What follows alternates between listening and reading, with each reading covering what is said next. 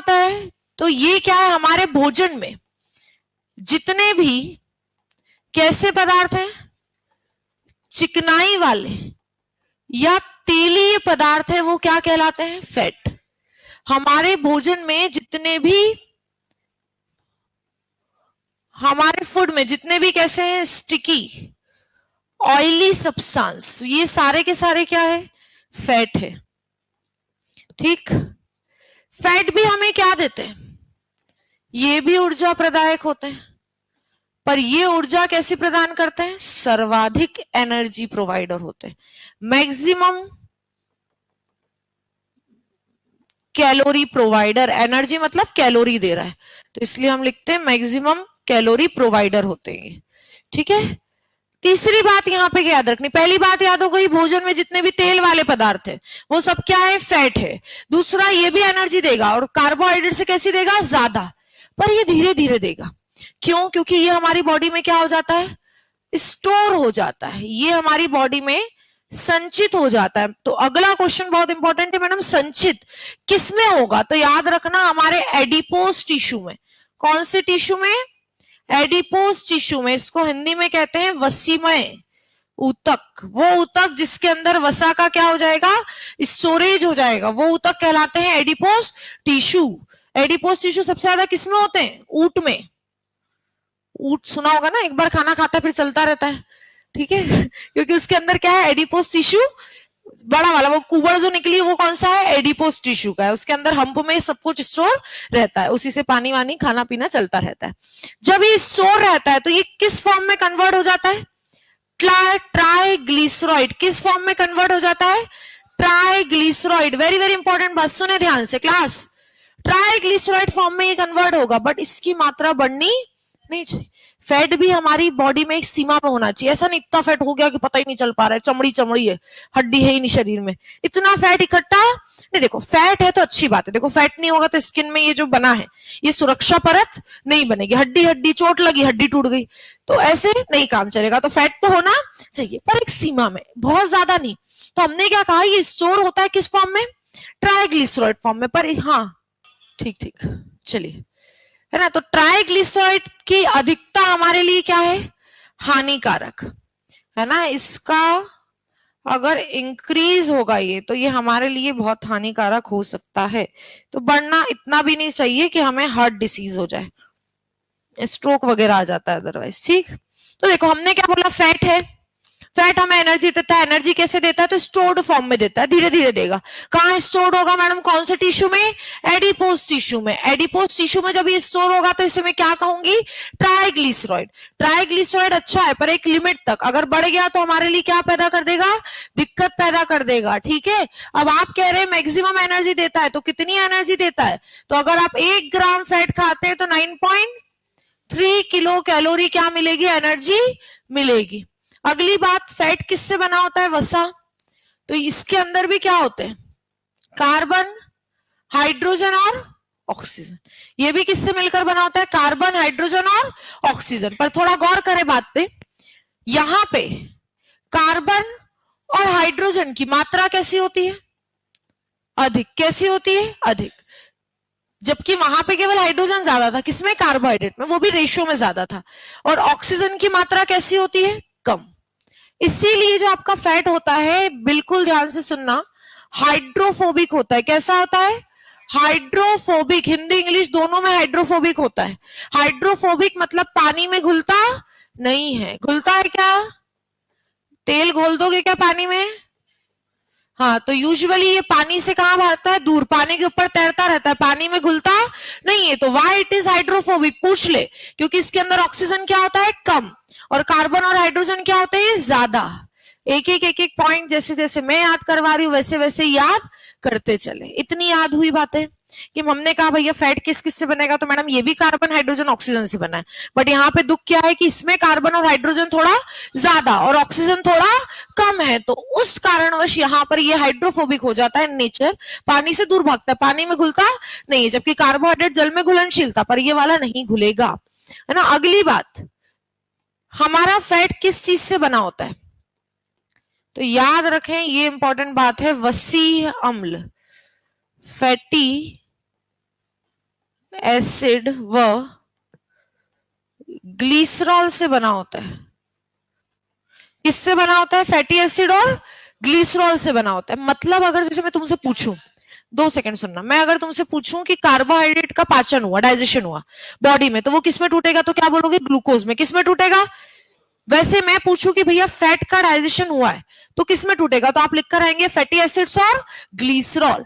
Fat किन किन 2 चीजों से मिलकर बना है? तो फैट की जो स्मॉलर यूनिट होती है ना, जैसे प्रोटीन किससे बना है? अमीनो एसिड से। वैसे ही फैट किस स्मॉलर यूनिट से मिलकर बना है? तो फैट मिलकर बना है फैटी एसिड और ग्लिसरॉल से।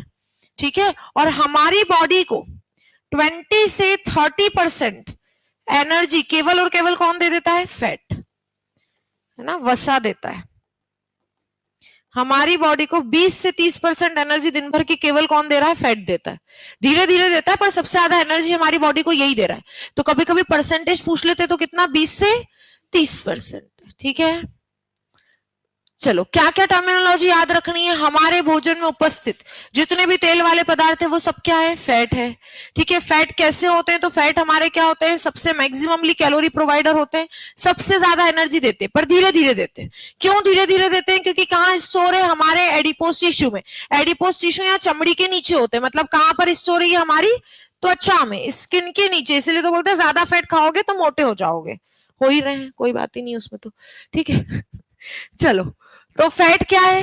कहां? हमारी चमड़ी के नीचे स्टोर। किस फॉर्म में स्टोर होगा? ट्राइग्लिसराइड। पर ये ट्राइग्लिसराइड का स्टोरेज एक सीमा के बाद बढ़ना नहीं चाहिए, क्योंकि कभी कभी ये बहुत बढ़ जाता है तो हार्ट अटैक वगैरह की क्या रहती है? संभावना रहती है, चांसेस रहती है। मैं पढ़ाऊंगी एलडीएल और एचडीएल क्या होता है, उसी से क्वेश्चन आने की ज्यादा संभावना रहती है। ठीक है। कैसे होता है? हाइड्रोफोबिक। किससे बन मिलकर बना है? वसी अम्ल, फैटी एसिड और ग्लिसरॉल। मैं जब भी पूछूं कि फैट टूटेगा तो किसमें? ग्लिसरॉल में। अब आगे की कहानी। फैट के कितने प्रकार होते हैं? How many types of fat? वसा के प्रकार। अगर हम लोग बात करें फैट के कितने प्रकार होते हैं तो 2 ही याद रखने हैं आपको। तीसरा होता है, पर मैं इसी के अंदर समझाऊंगी। एक होता है सैचुरेटेड फैट, संतृप्त वसा, और एक होता है अनसैचुरेटेड फैट, असंतृप्त वसा।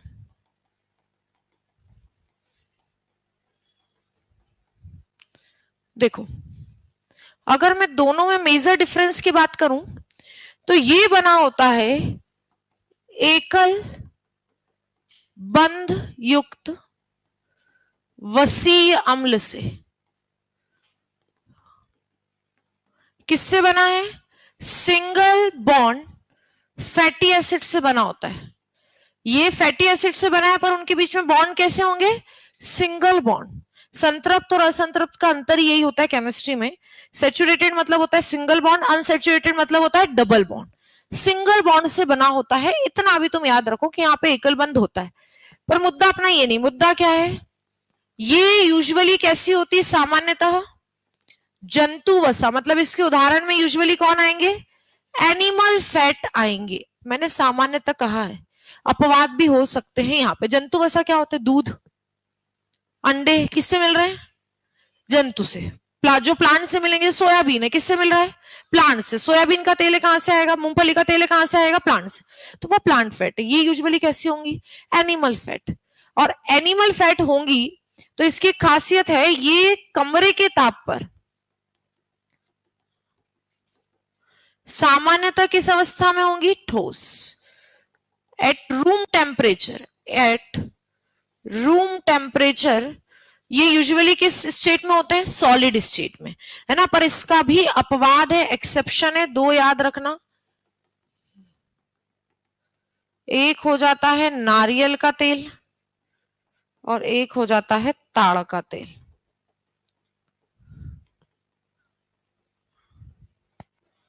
कोकोनट और ताड़ को क्या कहेंगे भाई? ताड़ का अच्छा सा नाम है। हाँ, ताड़ का तेल। अरे वो एक बड़ा सा पेड़ आता है, चलो। हाँ हाँ, बिल्कुल। सॉरी सॉरी, हम भूल गए थे। Palm oil. ये दोनों एक्सेप्शन है। बाकी जितने भी हमारे फैट होते हैं देखो मैंने क्या कहा था, यूजुअली कैसी है, एनिमल फैट है, और ये यूजुअली कैसी होंगी, ठोस। पर इन दोनों का एक्सेप्शन ये दोनों है, कौन सा, कोकोनट ऑयल कहां से मिल रहा है, पेड़ से। तो अपवाद भी होते हैं ना जीवन में कुछ, तो ये अपवाद है। और क्या है, पाम ऑयल। ये दोनों ही ना तो जंतु वाली है, ये दोनों कैसी, प्लांट वाली है, और दोनों ही किस फॉर्म में रहेंगी, लिक्विड फॉर्म में, है ना, फ्लूइड फॉर्म में रहेंगी। और इन्हें हम क्या कहते हैं, बैड फैट। क्या कहते हैं, बैड फैट, बुरी वसा। एलडीएल को बढ़ा देती है, आसानी से पाचित नहीं होती। ये मेजर क्वेश्चन आता है, which of the following is a bad fat, कौन से बुरे वसा की कैटेगरी में आता है, तो आपकी संतृप्त वसा। बैड फैट का मतलब होता है not digested easily, not digested easily, और यही रिस्पॉन्सिबल होती है हमारे एलडीएल को बढ़ाने के लिए। अब मैडम एलडीएल कौन है, तो वो मैं समझा रही हूँ, और ये बैड फैट क्यों है वो भी मैं पूरा समझा रही हूँ। अभी आप केवल इस पॉइंट को लिखें। तो हमने क्या कहा, सेचुरेटेड मतलब जो किससे बना होगा, सिंगल बॉन्ड से, एकल बंध युक्त वसी अम्लों से जो बना होगा वो क्या होगा, सेचुरेटेड। ठीक है, ये कैसी वसाएं होंगी, एनिमल फैट। ठीक है, ये एनिमल वाली वसाएं होती, जंतु वाली वसाएं। मतलब यूजुअली इसमें कौन आएंगे आपके, घी, दूध, अंडा। ठीक है, अब ऐसा नहीं मैडम घी जंतु से कैसे मिल रहा है, अरे घी बनता है किससे, मक्खन मतलब दूध की जो मलाई रहती है उससे, तो समझ रहे हो ना, मतलब बाय प्रोडक्ट उसी का है वो, ऐसा कंफ्यूज नहीं होना अपने को, पनीर भी वहीं से ही बन रहा है। ठीक है, अब तुमने नहीं बनाया वो बात अलग है, पर बनेगा वहीं से ही, है ना। तुम्हें ऐसा लगे घी का पेड़ है, मैडम पेड़ लगा लू क्या घर जाके, घी का कोई पेड़ नहीं है। ठीक है, हाँ। अब मैं बात करूं बैड फैट की, अभी मैं चर्चा कर रही हूं, पहले एक बार इसको देख लेते हैं, असंतृप्त को। असंतृप्त में क्या अंतर आ जाएगा, ये वाला कैसा होगा, कैसा बनेगा, ये द्विक बंध। ये किससे बना होगा, डबल बॉन्ड से, डबल बॉन्ड युक्त वसी अम्लों से बना होगा। तो मैं पूरा पॉइंट नहीं लिख रही हूं, वहां एकल की जगह क्या करना है आप लोग, द्विक बंध। ठीक है, ये वाली यूजुअली कैसी वसाएं होंगी, पादप वसा, प्लांट फैट होती है। ये वाली कमरे के ताप पर कैसी होती है, तरल, फ्लूइड फॉर्म में होती। ठीक है, बहने वाली। और ये क्या कहलाती है आपकी, गुड फैट, अच्छी वाली वसा है, आसानी से क्या हो जाती है, पाचित हो जाती है।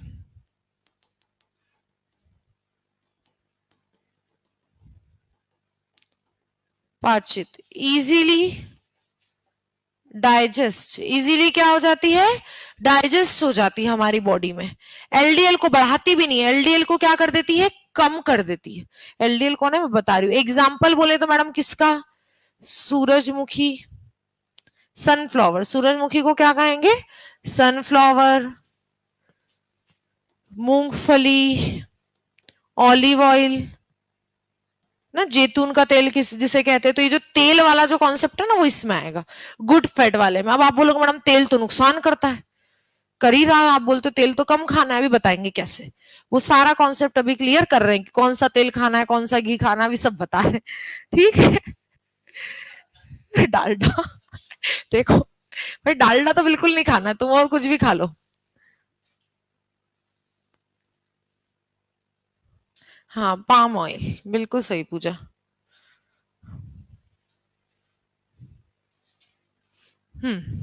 बड़े आगे लिखा, चलिए। अब मुद्दा ये है मैडम, ये एलडीएल क्या है, गुड फैट बैड फैट वाला कॉन्सेप्ट क्या चल रहा है। तो देखो फैट तो अपना इतना ही है, पर अब मुद्दा ये आता है कि एलडीएल वाला कॉन्सेप्ट कैसे निकल के आया। तो सुनना जरा ध्यान से, आप लोगों ने एक चीज सुनी होगी, लिपिड, सुना है कभी।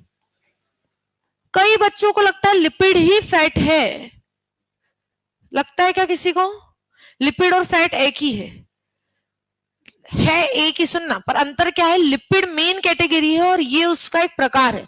मतलब हम कहते हैं ना, जब सरल लिपिड की बात करते हैं, लिपिड बहुत सारे प्रकार के होते हैं, और सरल लिपिड का एक प्रकार क्या है, वसा। ठीक है, मतलब सारे वसा तो लिपिड है, पर सारे लिपिड वसा नहीं है। ये रीजनिंग का एक कॉन्सेप्ट है, समझ रहे हो, कि मैं लिपिड की एक कैटेगरी, मतलब लिपिड एक बहुत बड़ा समूह है, उसके अंदर कौन है, फैट, एक उसका टाइप है छोटू सा, है ना, तो फैट उसके अंदर आता है। अब हमारी बॉडी में ऐसे बहुत सारे लिपिड होते हैं, और कौन कौन से होते हैं, तो भैया एक होते हैं आपकी बॉडी में व्युत्पन्न लिपिड। कौन से लिपिड होते हैं, व्युत्पन्न लिपिड। देखो सीधी बात है, हमारी बॉडी में फैट लिपिड के रूप में ही पाया जाता है। ट्राइग्लिसराइड एक लिपिड ही है। हमारी बॉडी में जो फैट है वो किस रूप में पाया जा रहा है? लिपिड के रूप में। तो कुछ होते हैं व्युत्पन्न लिपिड जिन्हें हम कहते हैं डिराइव्ड लिपिड होते हैं। ठीक है, सरल वाले ये है, सिंपल लिपिड ये है, वसा वाले। इसके अलावा संयुक्त भी होते हैं, है ना, व्युत्पन्न भी होते हैं। तो मैंने कहा व्युत्पन्न वाले में एक आता है आपका कोलेस्ट्रॉल। कौन आता है? कोलेस्ट्रॉल। ठीक है, और कोलेस्ट्रॉल हमारी बॉडी में चाहिए भी रहता है, ये भी जरूरी है, सुनना आप जरा इस चीज को ध्यान में। और एक और लिपिड होते हैं जिसमें कौन आता है? संयुक्त लिपिड, जो कि है आपका कंपाउंड लिपिड। अभी तुम कहानी सुनो, इसको लिखने की जरूरत नहीं, तुम्हें आगे से लिखना है इसको। अभी मैं अपने बारे में, मतलब अपने बारे में नहीं, मतलब मैं इसके बारे में कुछ बताने की क्या करना चाह रही हूँ, कोशिश। इसके अंदर एक आता है लिपोप्रोटीन। ये तीन टर्म हमें समझने, इसलिए मैंने तीनों को लिखा है। देखो फैट हम लोग समझ चुके हैं, इसकी कहानी खत्म। अब इसके बाद ये समझो कि हमारी बॉडी में वसा किस रूप में बहता है? लिपिड के। किस रूप में बह रहा है? लिपिड। पर लिपिड कैसे बहेगा? कोई भी चीज हमारे ब्लड में ऐसे ही नहीं घूम सकती है, उसको ब्लड के साथ क्या बनानी पड़ती है? अपनी जोड़ी बनानी पड़ती है, तभी घूम पाती है। तो लिपिड एक प्रोटीन की हेल्प लेता है। लिपिड प्रोटीन की हेल्प लेकर हमारे ब्लड में क्या करता है? घूमता रहता है। किसकी? प्रोटीन की, है ना। और जब लिपिड और प्रोटीन, मतलब लिपिड अपने आप को छोटे छोटे बूंदों में तोड़कर प्रोटीन के साथ जुड़ जाता है और उसके साथ घूमता रहता है, समझ रहे हो। और वो पूरा मिलकर, ये लिपिड और प्रोटीन पूरा मिलकर साथ में क्या कहलाते हैं? लिपोप्रोटीन। क्या कहलाते हैं? लिपोप्रोटीन। मतलब वो छोटी छोटी बूंदे, है ना, फैट की छोटी बूंदे, स्मॉल ड्रॉपलेट्स, जिनके फॉर्म में हमारी बॉडी में क्या बह रहा है? लिपिड फ्लो कर रहा है। लिपिड या फैट बहता है, ट्रेवल करता है, वो क्या कहलाती है? आपकी लिपोप्रोटीन। तो इसको केवल याद रखें आप लोग कि भैया संयुक्त लिपिड। हम कह रहे हैं फैट को तुमने खा लिया, फैट जम गया, पर जब जरूरत पड़ेगी तो निकल के आएगा। निकल के आएगा तो ब्लड में कैसे घूमेगा भैया? फैट कैसे घूमेगा? तो वो उपयोग करेगा प्रोटीन का, अपने आप को छोटी छोटी ड्रॉप में तोड़ेगा और किसके साथ जाके पेयर बना लेगा? प्रोटीन के साथ। ब्लड में कोई भी चीज ऐसे कहीं पर भी घूम फिर नहीं सकती, उसको जोड़ी बनानी पड़ती है प्रोटीन के साथ। जैसे हीमोग्लोबिन के साथ कौन बहता है? ऑक्सीजन। कौन बहता है? ऑक्सीजन। ऐसे बहना पड़ता है किसी ना किसी के साथ। तो ये भी किसके साथ बहेगा? यूजुअली प्रोटीन के साथ ही बहते हैं। तो किसकी हेल्प लेगा? प्रोटीन की। और जब लिपिड और प्रोटीन साथ में मिलते हैं और वो जब बहते हैं, तो फैट के बहने वाली जो स्थिति होती है उसको हम क्या कहते हैं? लिपोप्रोटीन। क्या कहते हैं? लिपोप्रोटीन। और ये एक तरह का संयुक्त लिपिड है। अब इस लिपोप्रोटीन के आधार पे हमारे जो कोलेस्ट्रॉल होते हैं वो कितने प्रकार के होते हैं? दो। कितने प्रकार के होते हैं? दो प्रकार के। कोलेस्ट्रॉल कौन होते हैं मैडम? तो भाई कोलेस्ट्रॉल हमारे एक तरह के लिपिड है जो हमारी बॉडी में बहुत इंपॉर्टेंट काम करते हैं भाई, हार्मोन को बनाने में, है ना, हार्मोन के लिए काम कर रहे हैं, साथ ही साथ विटामिन डी बनाने में हमारी बॉडी से बहुत सारे इंपॉर्टेंट काम कर रहे हैं। मतलब कोलेस्ट्रॉल हमें चाहिए। कोलेस्ट्रॉल कितने तरह का हो जाएगा? दो। लिपोप्रोटीन के आधार पे कोलेस्ट्रॉल दो होते हैं, एलडीएल और एचडीएल कोलेस्ट्रॉल। एलडीएल कोलेस्ट्रॉल का फुल फॉर्म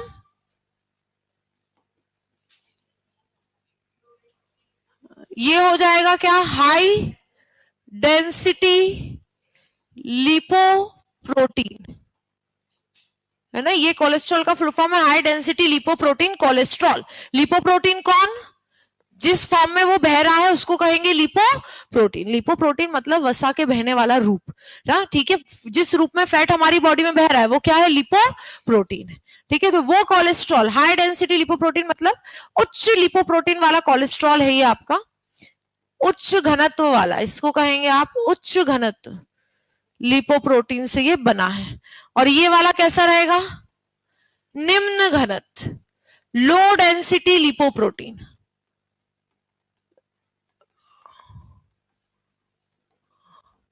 अब मैडम आप ऐसा क्यों कह रही हैं कि एलडीएल बुरा है? क्या किया इस बेचारे ने? क्यों भैया? डेंसिटी का फॉर्मूला कोई बताएगा क्या मुझे, अगर किसी को याद हो तो? डेंसिटी मतलब कोई चीज कितनी हल्की या कितनी भारी है। जैसे पानी की डेंसिटी कम होती, लोहे की ज्यादा होती, हवा की डेंसिटी उससे भी कम होती है। हल्के और भारीपन को बताती है डेंसिटी। डेंसिटी का फॉर्मूला होता है भाई मास अपॉन वॉल्यूम क्या होता है? मास अपॉन वॉल्यूम, द्रव्यमान बटे आयतन कहलाता है आपका घनत्व। क्या कहलाता है? घनत्व। घनत्व मतलब होता है कण कितने पास पास से, वॉल्यूम कितनी। देखो अगर वॉल्यूम कम है तो डेंसिटी क्या होगी? ज्यादा। इतना समझ रहे हो? वॉल्यूम कम है, वॉल्यूम कम है तो डेंसिटी क्या होगी? ज्यादा। वॉल्यूम कम है मतलब कण कैसे है? पास पास। और कण ज्यादा है। ठोस में कण क्या होते हैं? ज्यादा। और कण कैसे होते हैं? पास पास। इसलिए ठोस कैसा होता है? भारी, उसकी डेंसिटी क्या होती है? ज्यादा। गैस के कण कैसे होते हैं? दूर दूर, तो इसलिए उसकी वॉल्यूम क्या है? ज्यादा, फैली हुई रहती है ना, तो इसलिए उसकी डेंसिटी क्या होती है? कम। तो देखो डेंसिटी में इतनी बात याद रखना है कि वॉल्यूम ज्यादा तो डेंसिटी कम। इस कॉन्सेप्ट से इसको समझो बिल्कुल ध्यान से। अगर वो तुमको याद नहीं भी रहे तो भी इतना याद रखना, वॉल्यूम डेंसिटी के इनवर्सली प्रोपोर्शनल होती है, विद क्रमानुपाती होती। इतना याद रख लो अभी मेरे लिए, ठीक है। मैंने यहाँ पे लिखा है निम्न घनत्व। अगर इसका घनत्व निम्न है तो आयतन क्या होगा? आयतन क्या होगा भाई? उच्च होगा ना। अभी तो मैं बोल रही हूँ कि अगर जिसका घनत्व कम है उसका आयतन क्या होगा? वॉल्यूम कैसी होगी इसकी? हाई होगी। वॉल्यूम ज्यादा है तो आपकी ब्लड वेसल्स में बह पाएगा क्या? ये हाई डेंसिटी है ना, ये क्या है? Low density. तो लो डेंसिटी तो आपकी ब्लड वेसल्स में बह पाएगा क्या? अरे वॉल्यूम ज्यादा है, बड़े बड़े कण हैं, तो फंसेगा ना ब्लड वेसल्स में, बहेगा क्या?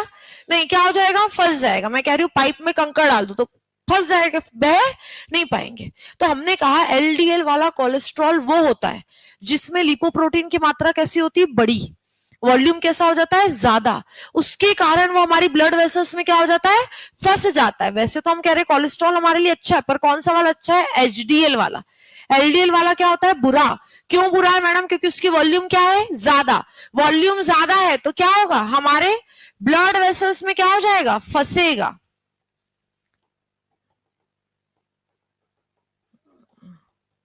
स्टक हो जाता है।